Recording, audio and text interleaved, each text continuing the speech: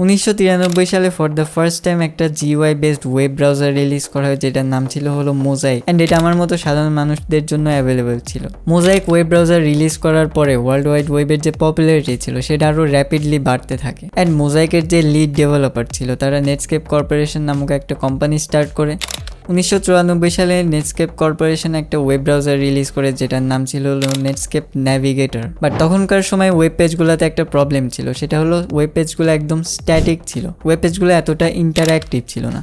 So সেই web পেজগুলোতে আরও বেশি ইন্টারঅ্যাক্টিভনেস অ্যাড করার জন্য নেটস্কেপ কর্পোরেশন একটা ডিসিশন নেয় যে তারা নেটস্কেপ ন্যাভিগেটরে একটা স্ক্রিপ্টিং ল্যাঙ্গুয়েজ অ্যাড করবে। সো এই স্ক্রিপ্টিং ল্যাঙ্গুয়েজটাকে ইনভেন্ট করার জন্য তারা ব্রেন্ডেন ইচ নামক একজন আমেরিকান প্রোগ্রামারকে হায়ার করে, যিনি মাত্র 10 দিনেই নেটস্কেপ ন্যাভিগেটরের জন্য একটা স্ক্রিপ্টিং ল্যাঙ্গুয়েজ রেডি করে ফেলে। এরপরে 1995 সালে সেপ্টেম্বর মাসে নেটস্কেপ ন্যাভিগেটরের একটা বেটা ভার্সনে এই স্ক্রিপ্টিং ল্যাঙ্গুয়েজটাকে অ্যাড করা হয়, অ্যান্ড এটার নাম দেওয়া হয় হলো লাইভ স্ক্রিপ্ট। পরবর্তীতে ডিসেম্বর মাসে যখন এটাকে অফিসিয়ালি রিলিজ করা হয় তখন এটার নাম দেওয়া হয় জাভাস্ক্রিপ্ট। সেই সময় জাভা নামক একটা প্রোগ্রামিং ল্যাঙ্গুয়েজ অনেক বেশি পপুলার ছিল, সো জাভার পপুলারিটি দেখে এই স্ক্রিপ্টিং ল্যাঙ্গুয়েজটাকেও জাভাস্ক্রিপ্ট নাম দেওয়া হয়। কিছুদিন পরে মাইক্রোসফট নেটস্কেপ ন্যাভিগেটরের যে জাভাস্ক্রিপ্টের কম্পাইলার ছিল সেটাকে রিভার্স ইঞ্জিনিয়ারিং করে ইন্টারনেট এক্সপ্লোরারের জন্য একটা জাভাস্ক্রিপ্টের ভার্সন তৈরি করে, অ্যান্ড সেটার নাম দেওয়া হয় হলো জেস্ক্রিপ্ট। এভাবেই আমাদের সামনে জাভাস্ক্রিপ্টের অনেকগুলো ভার্সন চলে আসে, অ্যান্ড একটা জগা খিচুড়ি টাইপ সিচুয়েশন তৈরি হয়। সো এই প্রবলেমটাকেই সলভ করার জন্য জাভাস্ক্রিপ্টের একটা স্ট্যান্ডার্ড তৈরি করা হয়,